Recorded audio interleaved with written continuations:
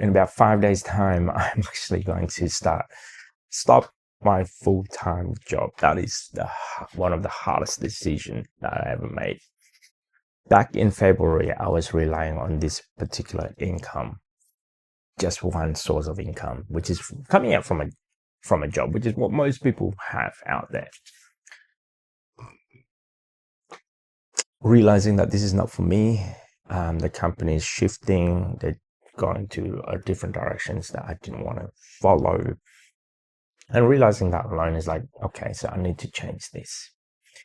I can't change my workplace, but I can change me. So I cannot control what is the directive of the company, but I can change me. If I don't want to join, I decided to go.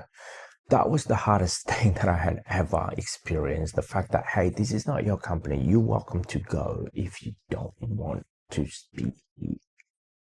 And realizing that alone was the aha moment. It's like, hang on a second. Okay, I can go if I don't want to. But yeah, it was hard. It's the toughest decision considering I've been there nearly 10 years or so. Understanding that probably most people in the same boat, and there's bound to be some people out there that probably feeling the same way. If you're staying in one place and hey, you're realizing the environment may be different. You got a different manager and maybe it's a little bit of a toxic environment. For whatever reason, that all of these negative things happen, right? And understand that you cannot stop that, but you can actually stop yourself going to that area. But in order for you to do that, you need to have some sort of backup. I was so lost earlier of this year that I didn't have a different backup on how am I going to sustain my lifestyle, let's say, or sustain my income. And that got scared. That scares me a lot because I rely on that income. That got me thinking as well, and like, wow, okay, if I don't have this job, that means I don't have an income. So what can I do differently? I'm sure there's a lot of people having that fear of, if I don't have this job, that means I don't have an income. If I don't have an income, then that means I can't pay all the bills and yada, yada, yada, right? So your lifestyle will crumble in a sense. Realizing that alone, I took the matter onto my own hand and I start researching, what can I do? What capital seeds do I have? What can I physically do outside of this place in order for me to sustain this income? And finding that out, do a little bit of research here and there, find different services, try different industries, and I'm finding that, hey, I might like this version instead of that version. If you don't search for it, you're going to do the same thing over and over again. That's what I realized. And I looked at last month alone in September, just doing it casually, part-time, casually. After hours, we were able to generate just under 10,000 or so on terms of our income increase. So if I were to do this full time, I'm probably possibly be able to get more. So that's what I'm looking at doing. If I put a lot of energy, effort onto my own business or my own entrepreneurship, I might get a better result than when I'm doing it full time somewhere else. And I'm realizing that in order for me there's only so many hours in a day that I can only juggle so much. Let's suppose that you work full time. By the time you do that, you still, especially now when we have kids and our kids getting older, asking a lot more questions, challenging questions, and they're in that age bracket where I need to mold them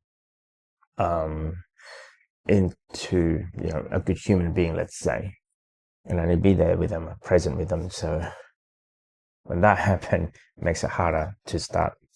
Something's got to give. So I didn't want to sacrifice my family, but if I do not sacrifice my family, then I need to earn the income.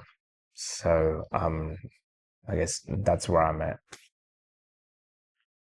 it's tough decision to do this, but you gotta try. You would not know unless if you don't try.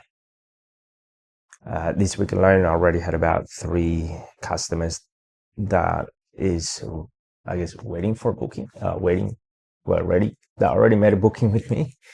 I'm just waiting for the day to arrive, and I'm sure throughout the week I'm gonna get more and more customers as I go along. And I'll try to take you to the journey of it. But yeah, sometimes things happens for a reason. Sometimes we meet people for a reason. We do things, we contact a couple of people and realize there must be a reason why we met. So for me, the journey of entrepreneurship is probably one of the hardest because I have gone through that far. I've been in this company for that long. They helped me out so much when I was really down, when I didn't have anything. When in fact it's the opposite, when I was actually really in debt. Realizing it's not the company, it's actually the manager that hired me. So the managing director that hired me. If he wasn't hiring me, I would probably still in the same boat. So, but he already moved on to different, bigger and better things. And in my mind, it's like, oh, okay. I mean, I guess because of my position, I was high enough to make a lot of because of my position. Because of my position, I was able. I'm high enough to make a lot of decisions for the company. But a new managing director arrived and I'm realizing the direction of this is wrong. So I'm going to stop and go somewhere else. Now, if it wasn't for him, yeah, I'm so grateful because he helped me when I was down. Now realizing I gotta go back there again to go try this entrepreneurship thing. But now it makes it more riskier because I have kids and they're going to see the ins and out of entrepreneurship, let's say. It might be good, it might be bad. I have no idea, but I'm going to try it out. It will be interesting. 5 more days. What is it going to look like?